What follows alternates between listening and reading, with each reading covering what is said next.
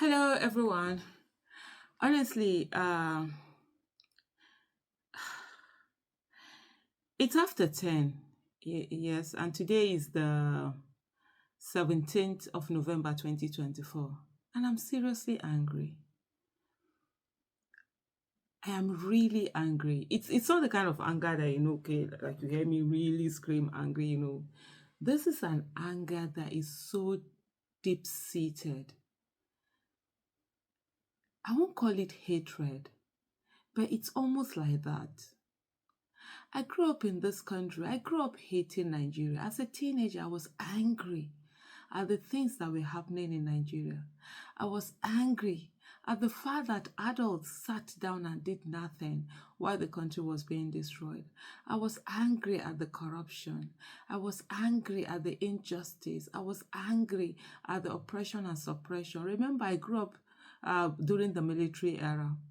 So I was 10 when Buhari did the coup of 1983, and that was just a few days or week plus after my birthday. My birthday was on the 12th. Okay, like 2 weeks after.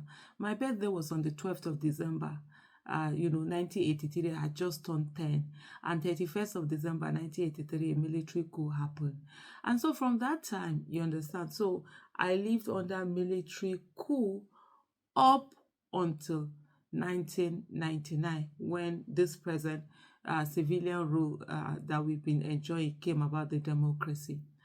And so, the injustice of it, just waiting and seeing how soldiers would beat up people, how people were dehumanized on the streets, how almost you were like nothing.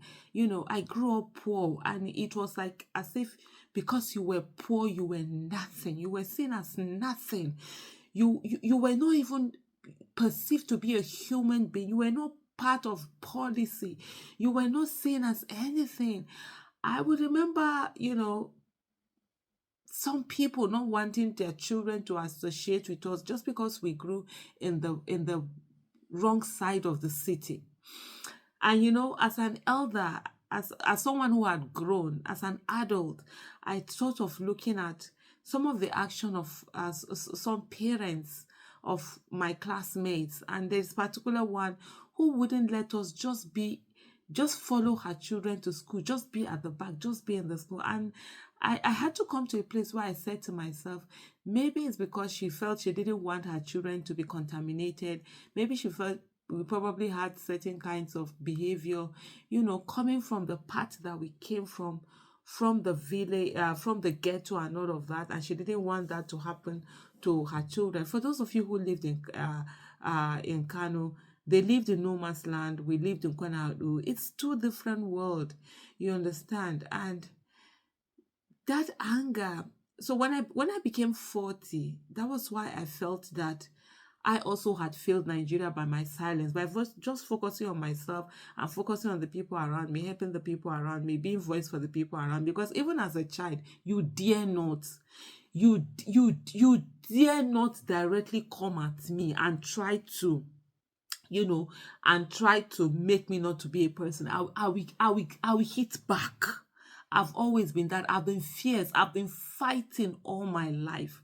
And even I used to say it. I said, look, even when, soldiers will beat someone, we molest someone, we oppress someone, we treat you anyhow. I used to say, the day that I'm going to meet a soldier and they try to do that to me, that's the day I know I'm going to die. Because one, I'm not going to do what they want me to do. And if anybody hit me, I'm going to fight back. They will end up shooting me. Even as a child, as a teenager, I had all of those things. To be an adult today and see people who ought to be in jail, people who are criminals, people who are known to be criminals, people who did the wrong thing in this country, today are the ones who are flaunting wealth before our very eyes. They are the ones who are using, who have assets, who have the private jets, whom their children are doing the most ostentatious display of marriages and weddings and whatever. If I tell you it doesn't hurt me, wallahi, I am lying. Because it has come to a place where for you doing the right thing in this country, it's as if you're the fool. It's as if you're the one who doesn't know what you're supposed to do. People who are criminals, people who should be behind bars, people who have destroyed this country, whether they or their parents or their lineage or their whatever, they sit down while we are here. We're working hard and they're going on to destroy the country. Even the things that you have, they're destroying it while we are here. They are displaying this ostentatious display of wealth before your very eyes, and you're wondering, what the heck? It pains me to my bone marrow. I've been fuming all day, and I'm like, what is this? What the hell is this? What is this? I know I used to say it a lot, and I say, their fathers oppressed our fathers. They have oppressed us because whether we like it or not, we are the oppressed in this country. We have been, they have walked over us. They have turned us to nothing. But one thing I know for sure is that their children will not oppress our children. They will not.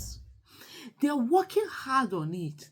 And that's why for me, even if it takes my life, I don't mind. For the things to work in this country, I will fight for it. We must get to a place where the child of nobody can become somebody without knowing anybody. We must get to that place. Let me remove my glasses for you to see. I feel this pain. I carry this pain. I know what it is as a 12-year-old, as a 13-year-old, struggling against the world. I know what it is for your dreams to be denied you because your parents are poor. That was why when Chibok happened, I went out initially to demand for Chibok girls because I'm a mother. I have 2 children. But I continue that demand, not because I have children, but because I was the Chibok girl 21 years ago as of the time when that happened. Or was it 23 years ago? Because in 1999, when I wrote my SSC, if anybody had carried me, I would not have been able to come out. My parents would not have been able to speak because if you're poor in this country, you're nameless, faceless, and jobless. And I carry that anger of going to school. I know how many times when people see me fight, they don't know where I'm coming from. If I had any sickness that needed as much as 300 naira for it to be killed, I would have died because my parents couldn't afford it. ABU Zaria. Every day I went to Senate building from the first floor to the 7th or is it 8th floor where the VC's office is. I worked every day seeking for admission in 1994. I would go there. I would stand in some offices and they would drive me away. I would go, I would come back the next day. I'm a fighter. I'm a freaking survivor. Many people think they know me. You don't know me. You don't know my story. You don't know where I'm coming from. You don't know what I've had to survive. You don't know the fight and the battle I've had to take on. Sometimes people think, oh, is it fighting government? It's a battle. No, I've fought every day coming in. I was coming from Kano to Zaria to go and look for my admission. My parents couldn't afford it. I had to come to Zaria. I had a family who took me in. Even when after I got that admission, the matriculation I did, it was somebody's clothes that gave me clothes to wear, shoe to wear. Yeah. And that was why I promised myself I was going to work. Making money was on my agenda. And every day I went to that Senate building, they called it in summary, ABU Zaria. For those of you who know ABU Zaria, that Senate building, every day I walked it every day. And I would sit down and I would see some other young people, their parents or their uncle or their guardians will bring them to the office and they will get admission and their results were not as good as mine. I will stand, I will come. And that's why up to today, I hate that thing they call connection. I hate that thing they call connection. I'm trying to pack. I'm going to travel. I've been sitting down. This thing has been hurting me in my bones. Just seeing this ostentatious display of wealth, illegal wealth, people that should be behind bars are the people who are flaunting their wealth before me. I saw a tweet one time where somebody said, while other people's parents were looting money, what was my daddy doing? It has now become a crime to do the right thing. They will shame you, they will abuse you, they will insult you. You know, because you have seen the people who have looted this country, they are displaying wealth. They are having a good life. Why that their father worked for this country? They had opportunity, but they refused to take anything. They are suffering. I worked every day. Senate building. You know, it got to a place. I'm a fighter. People don't know. That's what people tell me that Nigeria will give. I'm like, you don't know my life. If you know my life, Nigeria is changing it to be a better place. Because I was not given any opportunity. Nobody believed. In 2014, my mom called me and she said to me, thank you for dreaming for the whole family. One person can dream for a whole family and take them out of the trenches. So the same way, a few people can dream for the whole nation and take a whole nation out of the trenches. And I will go. Sometimes there's nothing that people they don't say. The lift in ABU Zaria Senate, when people are standing on the floor, I will go through the stairs and I will reach before they reach. People in me, even now say, I will even down. I'm going to race you, and I will get there before them. That's to tell you how I walked that thing. I never gave up. First list, second list, third list, whatever list, is it Gamgee list, VC's list, every list. People told me, Aisha, you won't get admission. I said, I will come. Lectures have started everything until finally. That's why I will never forget A.U. Misau.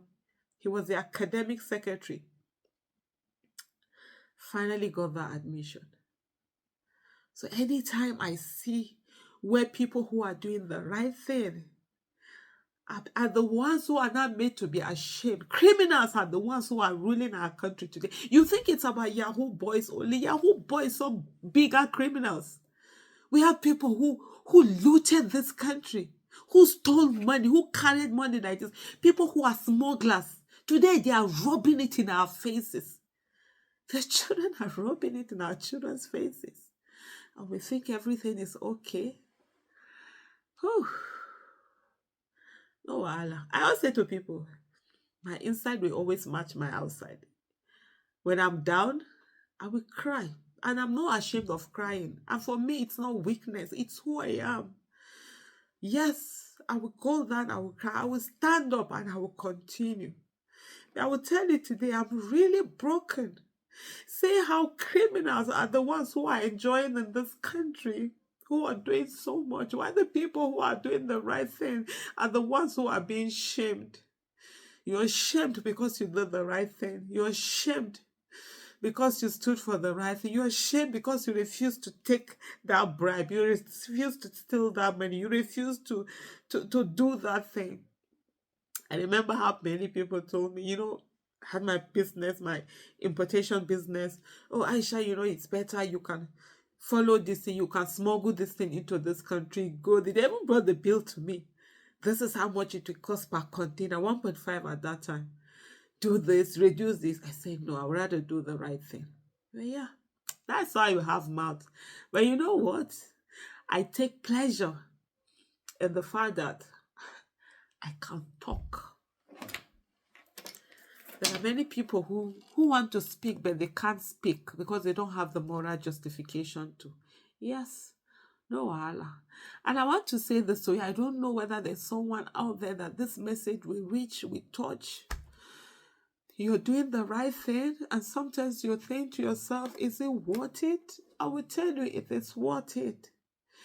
You might not have the riches, they might be spending this money, but there's a certain kind of peace that you have that they will never know.